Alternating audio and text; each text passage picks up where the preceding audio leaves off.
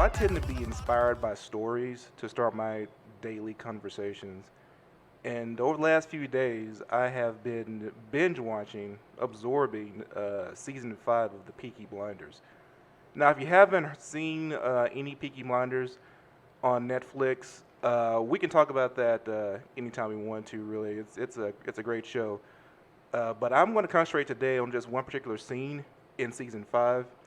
So the main character is named Tommy, and he wakes up, and immediately the first thing that happens is he nearly dies. Okay, he nearly dies like 5 times in a row, 5 different ways. Like this is well before breakfast. And then his son comes out to find him, and his son nearly dies. So he's going to save his son, and no one knows anything about this except for him. Like he's handling all of this on his own. And then he sends his son off to violin practice, and he then handles all the problems, comes back in to smoke a cigarette, and his secretary comes in and goes, "Hey, the doctor said you're not supposed to smoke before it's dark." And he goes, "Sweetheart, it's pretty fucking dark out."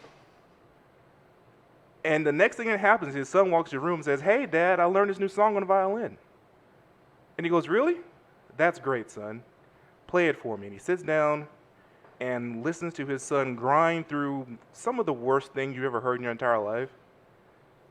And it hit me that that's exactly what I was talking about when I started this podcast in the first place. And I put it on Twitter that doing the right thing, regardless of how you feel about it, is the essence of Tattoo with Children. Because this guy nearly died. He had 1,000 problems before he woke up. He had 1,000 problems after he solved those 1,000 problems. And nobody honestly gave a fuck. And that's okay. Because he's never too busy, too tired, too hurt, too sleepy, or too scared to do the right thing. And I think that is what we all should be trying to do on a daily basis. Because right now, I feel like shit. I got some shit in my lungs I'm coughing up. I'm tired. I worked yesterday, got to work today again today after this. I want to go home and go to sleep. But the truth is, the right thing for me to do is to get my ass up, sit that ass down in seat A, and tell you people that you are listening to Tattoo with Children. I am Flavor Ray, your host. Across from me in seat B is the Dread Pirate Benjamin. And across from us both is my best friend and yours, CIO No Pain. What's up, guys? What's up? You know, Mike, I make a point to compliment you every time I introduce you because all of my radio heroes, they always insult their sound guys, call them all kinds of horrible names. And I was like, you know what, this is 2019. We're going to do something different. I love that. That's so true. That's true. I'm going to compliment my sound guy every day. Right. Well, thank you. Right. You're At just least gonna do it on the air. Yeah, you're just going to start off. You're just going to start off being like, the only reason this podcast was successful was our fucking sound guy. Exactly. That way, Nailed it. because like, you know, off camera, off the air, the sound, you know, the sound guy and host are of course best friends. Like who else would he gonna hire for a sound guy? I'm going to establish that on the air, and then when the mic goes off, like I can say all kinds of bad things to Mike that I do on a daily basis and ruin his life. Right. Perfect. All right, so guys, I went into all that specifically because it's been bothering me that it's 2019, like I said, and one of the things in 2019, men are supposed to have what's called emotional intelligence. We're supposed to be doing away with our toxic masculinity. And isn't that a hell of a term, toxic masculinity? Like, how many ways can you say men suck? It implies that there is a masculinity that isn't toxic. Right, yeah, there is a masculinity that's not toxic, but you don't know it. Is the penis removed before or after the it's toxic or non-toxic? I'm thinking that it's going to be toxic as long as the penis is there. Like, I'm not sure though, because the whole concept is very difficult for me to wrap my head around. Right. Like, I mean, like, I understand that men are terrible, all right? Men do terrible shit all the time. It's just a fact of the world that people are terrible, and men are people, and so men do terrible shit. And oftentimes, men do terrible things to people that are weaker than them. And so it's a thing that happens. I get all of that. I get that there needs to be something done about that. But at the same time, it gets pretty fucking exhausting. It gets pretty fucking exhausting to be responsible for everything and then be told that what you have to do to maintain their responsibility is toxic. Like, maybe I'm the only one that feels that way, but I don't think that I am. Because if you ever heard of a guy named Jason Wilson, I have not. Jason Wilson's a guy, he lives in Detroit, and he started this martial arts school for boys in Detroit, where he teaches them not just martial arts, but also how to be emotional as men. And he brings in the guys, the kids' fathers and their uncles and whoever. He just surrounds them with as much positivity as he possibly can. And it's brilliant to see some of his videos on IG about how this class works. He wrote a book called Cry Like a Man, which I recommend that everybody read. He's real religious in the sense of spirituality, but you don't get a lot of Jesus talk. Okay. Like I don't even know if he's Christian or not. I really couldn't tell you what he is. I know he talks a lot about the Most High and things like that, but his focus is on trying to defeat this whole toxic masculinity in boys, so that it doesn't come out in men. And he shared this post, and I'm gonna paraphrase it and read just a little bit of it. So he's going on a morning jog and he sees this guy's warming up, and the guy comes up to him and he says, I'm always wrong when I say how I feel. Even when I'm right, I feel like a damn robot programmed to only take care of my wife, my kids, my siblings, and my job. But fuck me and how I feel. Real talk, I feel better off dead. And so he sat down with the guy for a second, and he, gave him some affirmations. And the guy felt better. He could go on, refocus, and go about his run. The thing about it is, in that post, Jason Wilson says, when I just typed this up, I almost messed up. I almost said stay strong. But that's the exact problem. We're not here to stay strong. What I'm going to say is stay human and seek help. Like, that's not something that we tell our boys. That's not something that we teach them growing up. What we teach them is stay strong. So here's my question to Ben and Mike and to all the listeners. Have you seen anything in today's society, in today's internet, in today's social media, in today's general zeitgeist of our world, have you seen anything that is teaching our boys something different than toxic masculinity? Because quite frankly, I haven't seen one thing that says anything different to these boys. They are not taught to cry. They are not taught to show emotion. They are not taught to be anything but strong and supportive. Yeah. So I'm listening. Anybody have any experiences with anything that says otherwise? I think so, but as with everything on this fucking planet, it's nuanced. A long time ago, there was a program somewhere buried in Catholicism that worked on rituals with men. Now, I get that you mentioned boys, but if this hasn't been happening, I'm going to argue, as is the case with us, that you got a bunch of 60-year-old boys walking around. Right. You got a bunch of 50, 40, 30-year-old boys walking around. Right. You don't have a lot of men walking around. So a guy named Richard Rohr, R-H-O-R, started probably 20 years ago, kind of trying to revitalize that idea of rituals between men. Uh-huh. And one of the reasons I know about this is because my dad took all of us boys over to Louisiana to hear Richard Rohr speak once in the middle of the woods. You know, and it was on it was on male ritual. Mm-hmm. And you know, when you say the word ritual, people get into like, you know, Stonehenge and Right, automatically go towards something that's either occult or religious. yeah, and that's not so. One of the things we did, for instance, was we sat in groups of 8, Uh-huh. and you held the talking stick. And when you held the talking stick, no one else could speak. Yeah, I'm familiar with this concept. And then you pass the talking stick to the next person, and then they can speak. Mm-hmm. But when they hold it, you can't talk. You cannot interrupt. You cannot give your opinion. Now, one of the things a facilitator who's teaching people to do this will do is he will say, use I statements. Because what's amazing about sitting in a group of people is that you'll sit there for 8 hours and no one And will no ever one's- say, I think this. Right, They'll say, well, we all know right, that men are bad. No, we don't all know that. right. Some people have had a completely different experience. Truly. Yeah, Well, no, we absolutely. all know that Ford is not a good truck.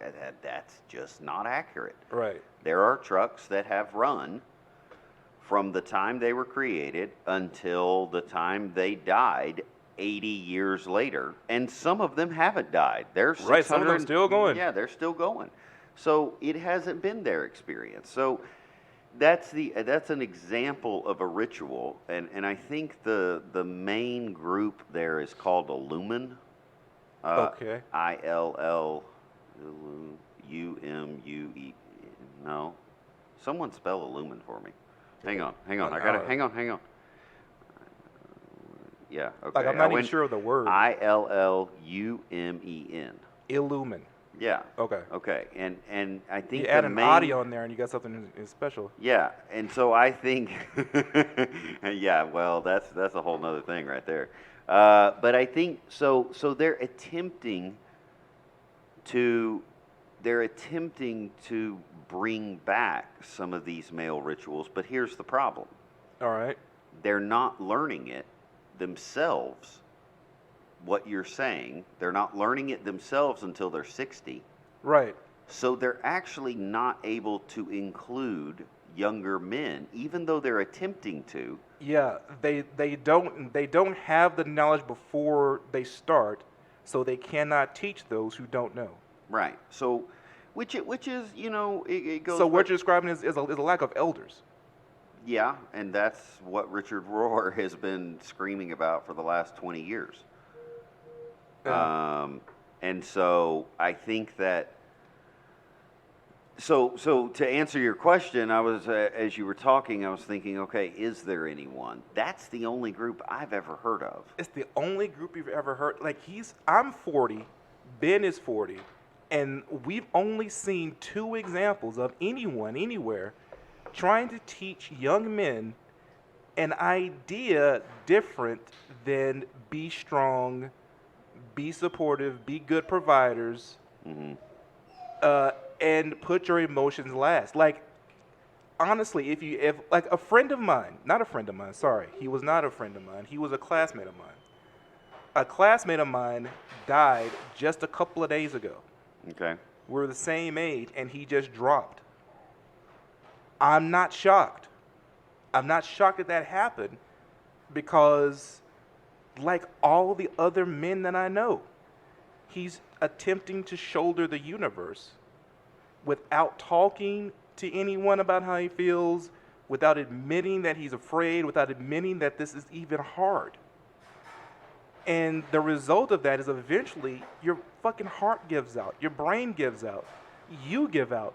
Suicide rates are incredibly high among men these days. Right. You know, so guys, what I'm trying to get at here is we're asking a lot of men right now, and I don't think that we're giving the boys who will be men the tools to even do this in the future. We're going to talk about some more of this in just a second. My name ain't Mikey, but yeah, I rock. You know why? Cause I don't give a fuck. That's why it doesn't. All right, listen, Tattoo with Children. We're talking about toxic masculinity in men and boys, but especially boys, because quite frankly, I don't see the real point trying to change men these days. You know, a lot of people try and do that. I'm like, you can't fix something that's that broken. All right, look, men got to fix themselves, but boys, you can actually put something good into. So let's talk about what we teach boys. Uh, One of the things I ran into was a group of women online saying like, you know, men are emotionally unavailable. Uh, why do men feel that money or financial responsibility is the be all and end all of gaining a good relationship rather than emotional intelligence? Right. And my response was, I think you're lying. Okay, like I mean, that's literally what I said. Is that I don't think what you're saying is true. I don't think that you actually want a guy that's emotionally intelligent. I think you want a guy that is brave. I think you want a guy that is responsible. I think you want a guy that is financially sound. And I think you want a guy that will put you first before anything, especially himself. And I think that emotional intelligence would just turn you off. Thoughts? Yeah, I don't. I mean, it breaks so much into the system to talk about that because I do think, you know, we have to. That's one of the problems with with talking about like changing things is to change things we have to actually look at where we're at. Yeah, we have to acknowledge our situation in order to change anything. And that requires introspection. That is very difficult. Right? Yeah, and I think that if we're gonna, you know, that's one of the reasons we haven't spoken much on motherhood. I mean, number one, we're not mothers. We haven't started having guests on the show yet. Right. We're going to. It's a big thing we want to do. We just wanted to work on our rhythm and our flow. But those are things we can't talk about. And so it's very difficult if we haven't acknowledged where we're at to acknowledge where we want to go. Right. People say, well, how long does it take to get to Meridian, Mississippi? Well, where are you starting from? Well, I don't know. Right. Well, that makes a big That fucking makes difference. a big difference. So when you want to talk about emotional, what did you call it? Emotional intelligence. Emotional intelligence. And by the way, that was a term I was introduced to by these same ladies. I had no and to be frank, the ladies I'm referring to are top notch. Like these are people like I take their opinions seriously. Yeah. You know, so the fact that they thought this really kind of put me back Okay. because it was a very, to me, a very odd statement to come from people who are that thoughtful. Yeah. You know, to say well, you know, men are wrong in thinking that this is what women want. I said, no, this is all I've ever heard in my entire life. I've never heard what you're talking about.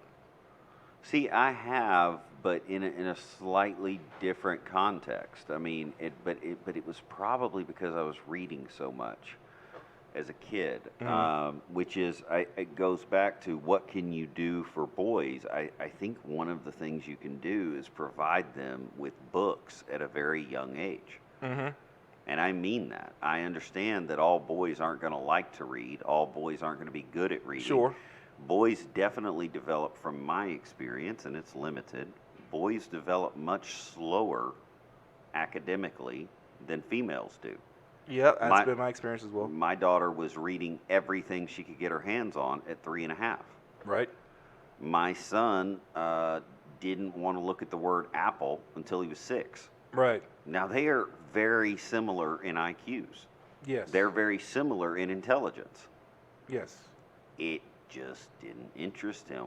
Words on a page were like, yeah, what?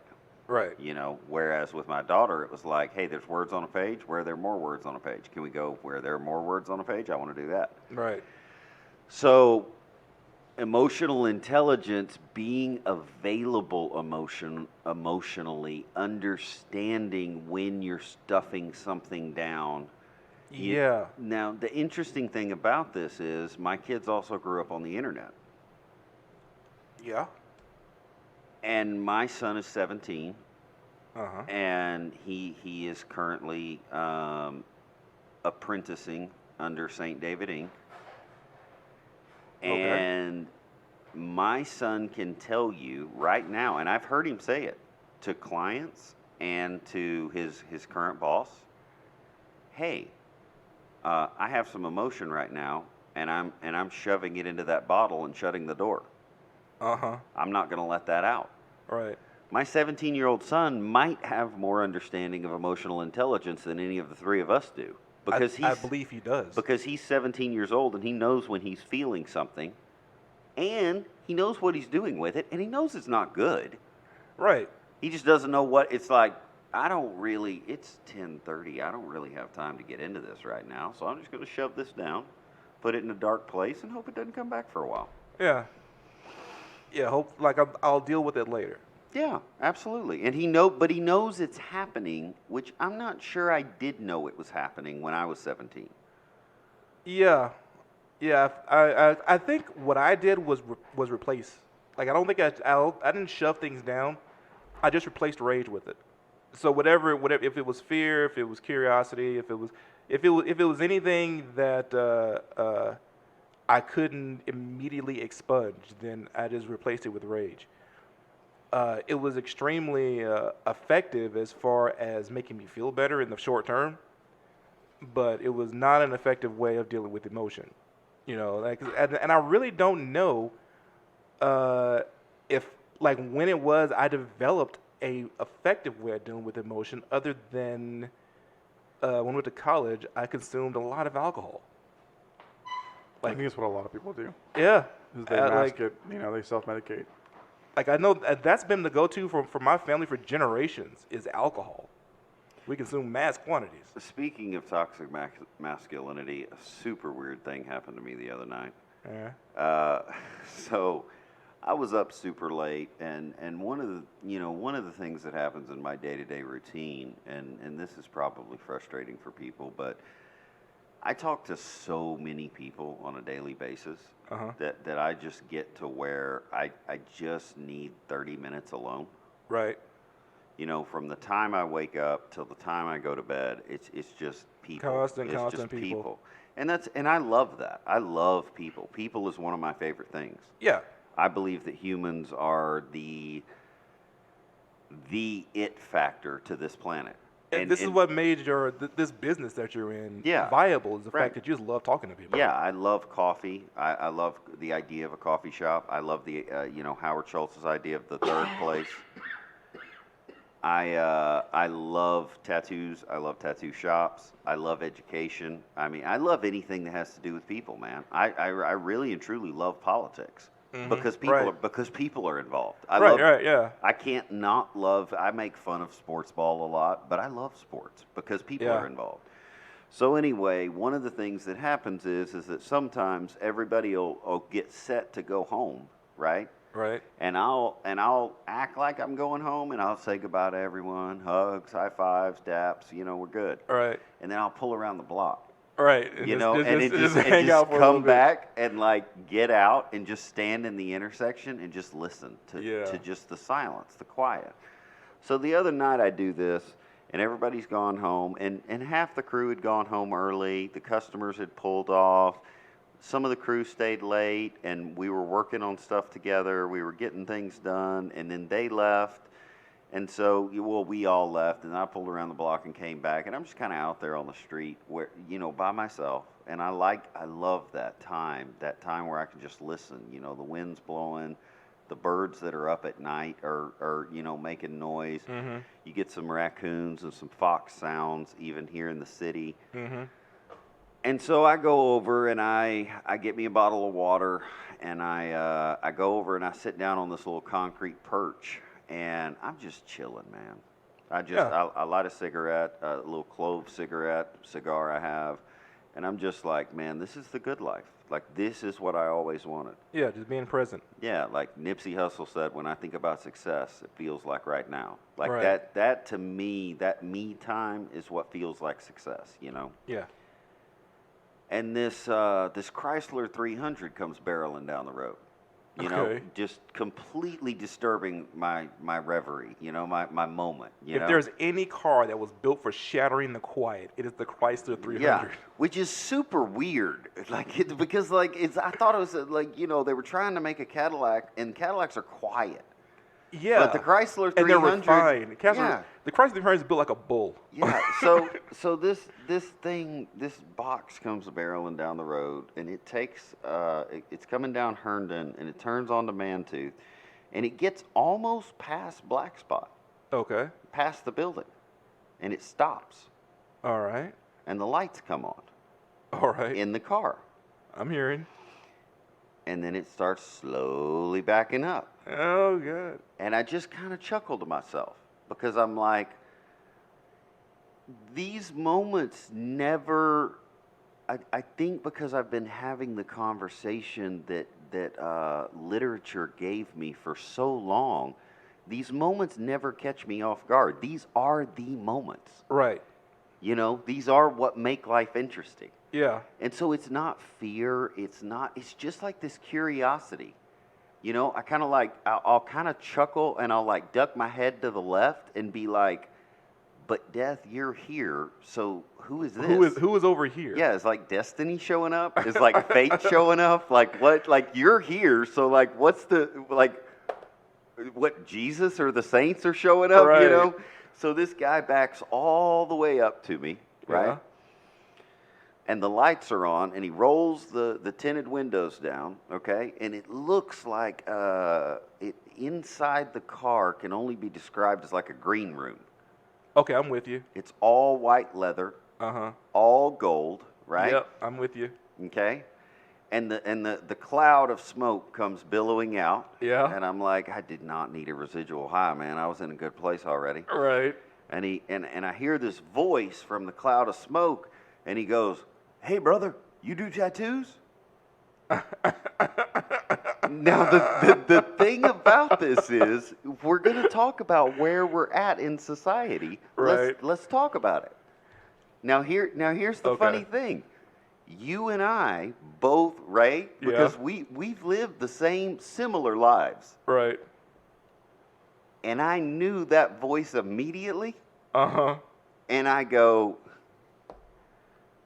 "Pimp, why are you trying to make me think? Why are you trying to make me think you're interested in tattoos?" Oh, there we go. And so I get up and I chuckle. I get up and I walk over to the car. All right? Yeah. And I'm like, "Yeah, man, I do tattoos." Sure enough, there's this tiny little There white she girl. is. I know she's in the car. She's right there. Passenger side. She probably weighs, I'm guessing, oh God. She's a $105. Maybe. Yeah. Maybe. And she is trying so hard to get this dress down over her ass. Yeah. Okay? And it's just like, sweetie, why are you trying? Like, the dress didn't fit to start with. So It that don't dress fit was now. that dress was made to ride up. That's what it does. It ain't gonna fit later, you know. Right. And he's like, "Hey, man, you do tattoos?" And I'm like, "Yeah, man. What's going on? My name's Ben." And I put my hand through the window, and he kind of looks at me, but then he like reaches over and like does the fist bump. Yeah, And I'm like, yeah. "Okay, all right, we're not shaking hands yet, you know." Yeah. And so he goes, "Yeah, man. Listen, I really want to get this tattoo covered up, you know." And he pulls up his shirt and he shows me this tattoo. All right. And he really wants to get it covered up, you know? And it's not bad because he doesn't want to get it covered up. Right.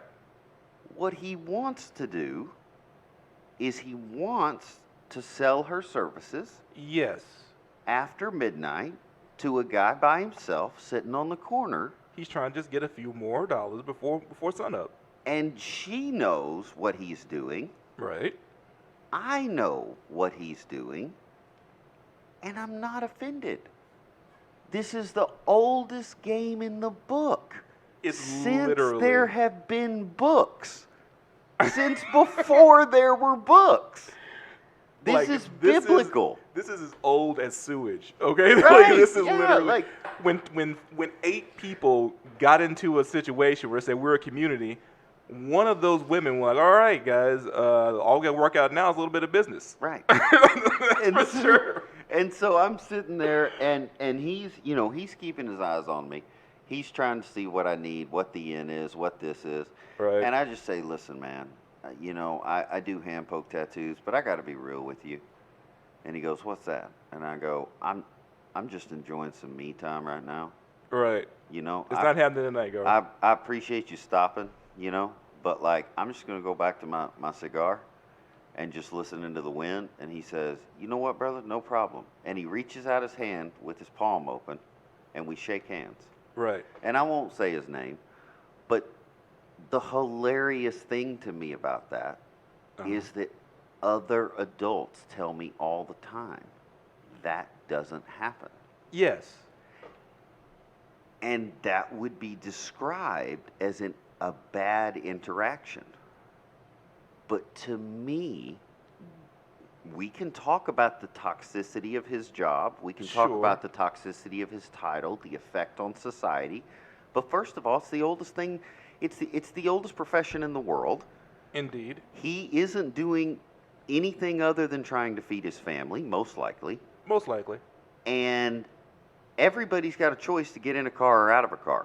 I didn't see no guns, you know. Right. And all I did was what you started this podcast talking about. Was the right thing. Right. I didn't look at her twice. She was in no distress. There was no reason to look at her twice. I knew what the game was. I've seen the game.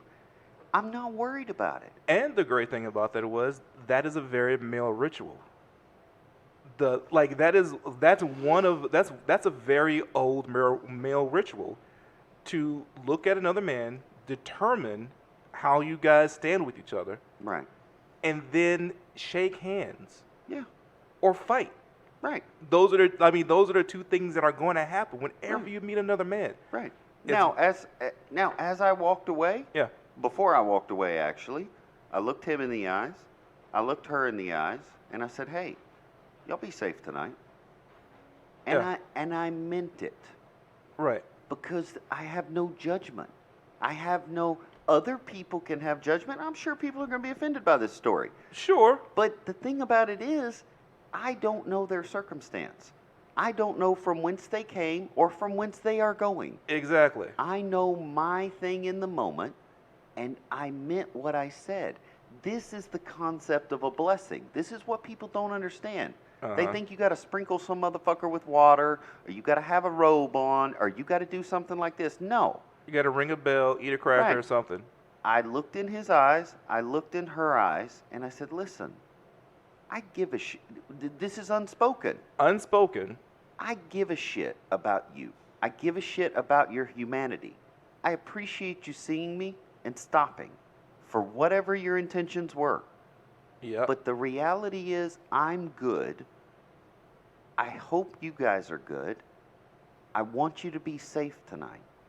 And it's true. Like you heard me laugh, guys. One of the things about me and Ben that's very strange to me is that what he just described, being out in the crossroads and enjoy, like he and I can do that in the same place at the same time. Like he'll be on one side of the street, I'm on the other side of the street, and when we do that, that car 300 will pull up like 5 times. Yeah. 6 times, Yeah, a they will. dozen times. Yeah. And each time, the person in the car has no idea that they're rolled into a story. Right. They don't know that they're a character now. Right.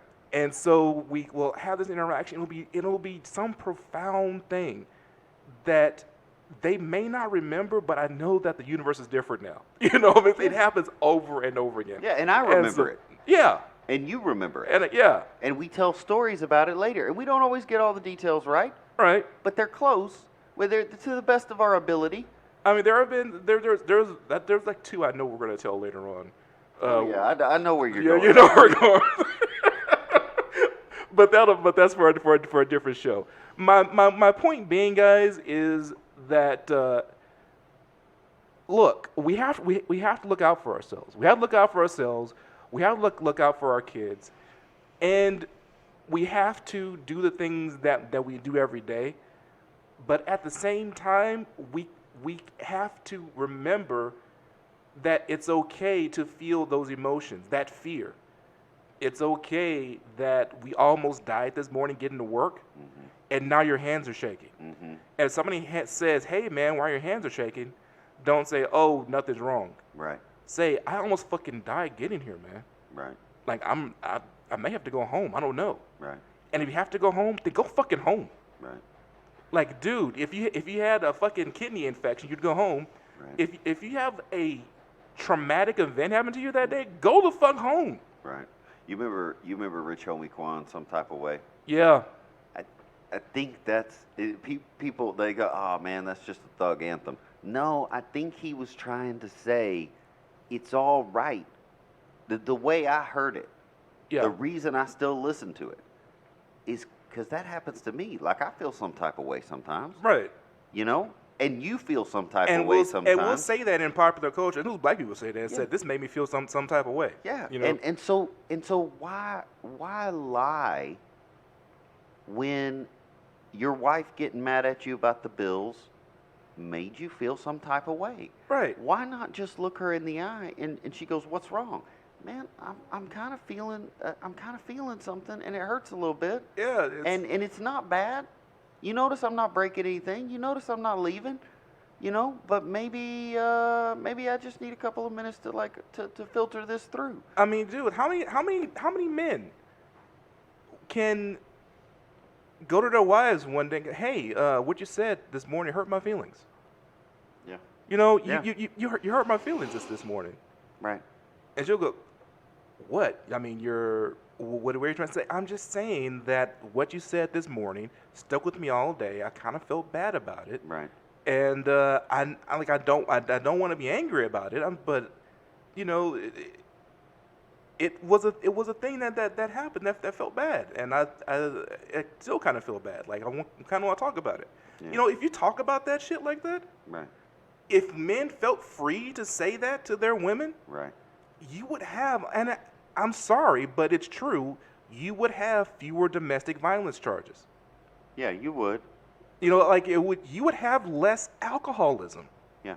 But you're not implying in any way No, I'm not that- applying blame for the victim. that the responsibility is on a woman's response or on a woman's actions. No. What you're implying is that we don't know where to put it. Like I mentioned my son Yes. earlier, knowing it, maybe not correctly, but he knows what he's doing with it. Right.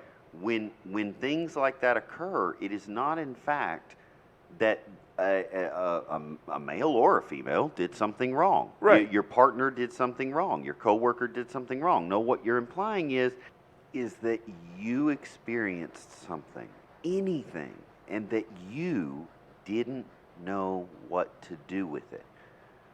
So the responsibility still lies with you. Right.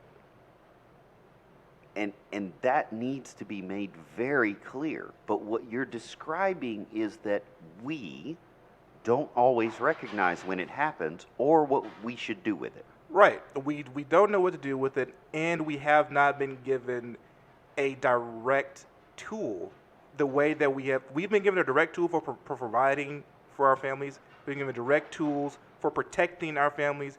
We have not been given direct tools for protecting and dealing with our emotions. We're going to go a quick break. Carry the club like Neanderthal, the choir got everybody dancing, dog. Yell on that X, I'm a sentinel, standing tall, no time to stand still. Please don't meander, dog. They're throwing jazz at me to challenge my rap savvy. I sway like Callaway, I'm ahead, you'll never catch me. Ain't worry about it unless I spit. We're back with Tattoo with Children. We were just talking about toxic masculinity and how we teach that to boys and how if we ever seen anybody try and teach anything different. I'm not even talking about taking toxic masculinity out of children. So I still don't know what that is, but what do we put into them to help them deal with the trials of life in an appropriate way? You know, in particularly with boys is what I'm really big concerned about. Ben on break pointed out there is one area, like he and I have a combined life experience of over 80 years, and there is one thing that he and I both came across separately that does address this very issue, Ben. Well, we talked first about Richard Rohr. I spelled his name wrong earlier because, I don't read good. Rohr. I got the H in the wrong place, but anyway, Okay. Fuck that. It's some kind of Irish shit. And we talked about Illumin, and we talked about male ritual and how lacking it is. And on break, it just hit me that there is one more thing we've seen. There is one more, but it's a story, And it's incredible that I missed it too until he pointed it out. and it's the tale of Naruto Uzumaki. Naruto Uzumaki being the Naruto of the anime and manga that we have been digesting for the past 10 years or so. The thing about Naruto is when he was a kid, no one liked him. No one helped him. No one looked at him with kindness in their eyes. His entire village pretty much thought he was a burden. Right. And his reaction to that was to absolutely take it all on. Like, he didn't hide from any of it. He took it all inside of himself and he turned it into positivity. He woke up every day full of energy and determined to help his village, these people that were literally despising him every day. And whenever he got into a challenge where people would stand against him and try and stop him, he would simply say, I'm going to follow my path, and you can just watch me. Believe it. Over and over again. Believe it. It sounds childish until Right. you see it in action. And Right. you realize from the beginning, his parents, who he never met, had given him more tools in the short interaction they had with him when he was born Right. than my parents and Ben's parents and Mike's parents gave to us in the last 30 years. Right. You know, it was the ability to deal with adversity over and over and over again. Well, and that falls back to nature and nurture, but I think we overlook what we have anyway. And the tale of Naruto Uzumaki, as told by the manga, as told by the anime, it brings up again and again that the reality is we have so much of that in us. That's how we continue.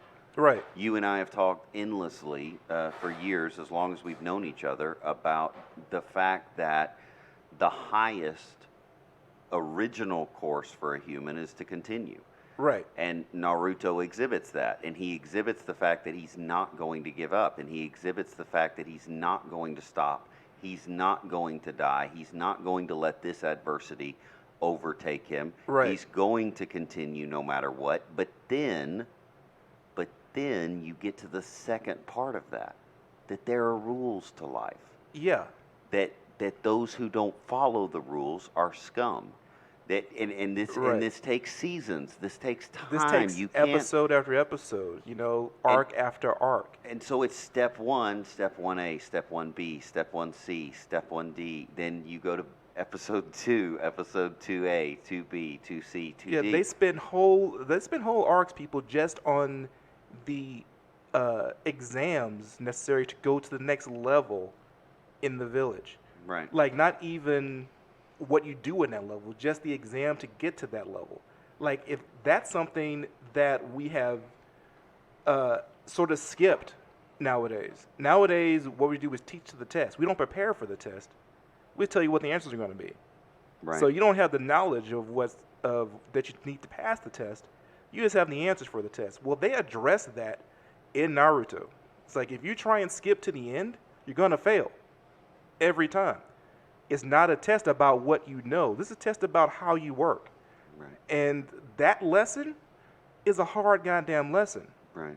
But I think it goes back to your original statement of this idea of toxic masculinity. We want to have an answer for it, but the answers for it, like most things, are only in stories. Right. And so in Naruto season 1, you actually, it's funny that we both missed it, because Zabuza is the most toxic man in the history of history. He absolutely is. And then his interaction with is it Haku?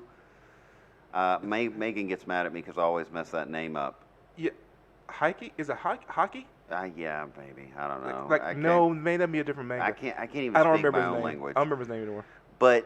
And then you get to season 2, and the crazy thing about it is you start to see an example given of toxic masculinity versus positive masculinity or emotional intelligence. Yes. And then in season 3, they go back to, okay, this is toxic.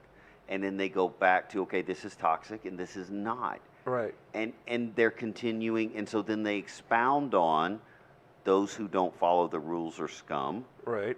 But there's something worse than that. And Uh-huh. that's people who give up on Who their give friends. up on their friends are worse than scum. Right. And that's important because that's an important part of what you teach boys. You know, you teach boys, yes, follow the rules, but you have to value those around you. So when you have a choice between following the rules and valuing those around you, choose to value those around you. You know, that's not saying join a gang. Right. That's saying protect your family. Right, but it's also bigger than that because Naruto didn't have a family. Right. It said, yeah, this is the guy that without. It's about protect your village. Right, and then he would save someone, and that person would say, "Well, you're a piece of shit.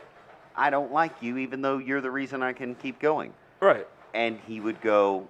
He'd hang his head for a minute, and then inevitably, on the way home from the ramen shop to sleep in his house alone, he'd bump into one of his friends. Exactly. And that is what fills the hole. That's what answers That's the question. what answers the question. But it's the story. It's the story form. I've long said that, you know, and I know I'm going to get some shit for this, but I'm going to say it anyway. There are two great stories I know of in the world. Mm-hmm. And I'm going to continue to say the first is the Bible. Yep. That's going to surprise some people because they know me as a liberal, or they know me as a listener, or they know me as progressive. Right. And they're going to go, Ben, a lot of dumb shit has happened because of the Bible. Sure. 100%. Yeah, they don't even know the half of my issue with the people that rearranged the chapters and did some real fun stuff and said it was God. Right. Which goes back to your mention of the Peaky Blinders, because yes, It does indeed. I do believe in God, but I'm closer. Yeah. So we're going to talk about that another episode. The Peaky Blinders going to pop up a lot, guys. But the reality is, I still believe the Bible is the greatest story I've ever read. I agree. The second story that holds that place in my heart, and it's a very close second, is the tale of Naruto Uzumaki. And people don't get offended by that until you have read the story of Naruto Uzumaki. Once you've read all of Naruto, then you can argue with me about how it stacks up against the Bible. Until that, don't try that.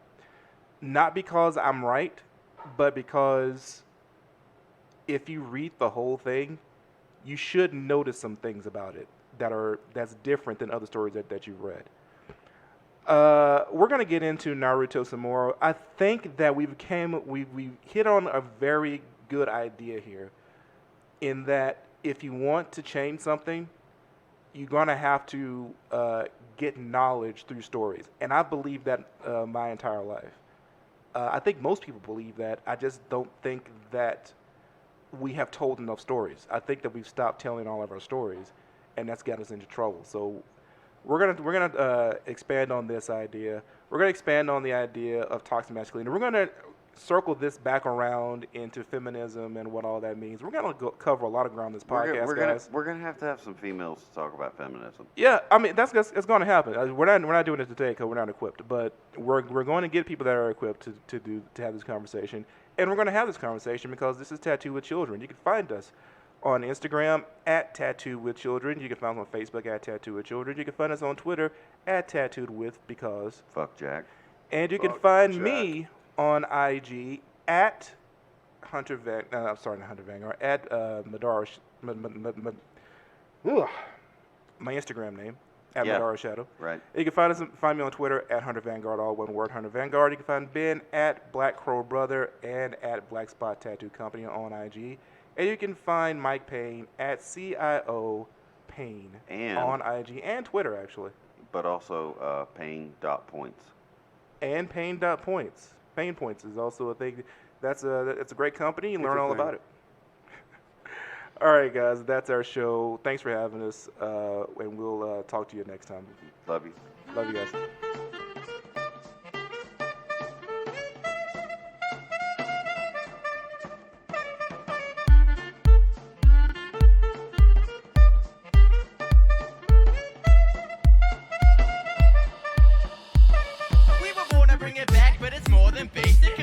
of his rap at the core is anger.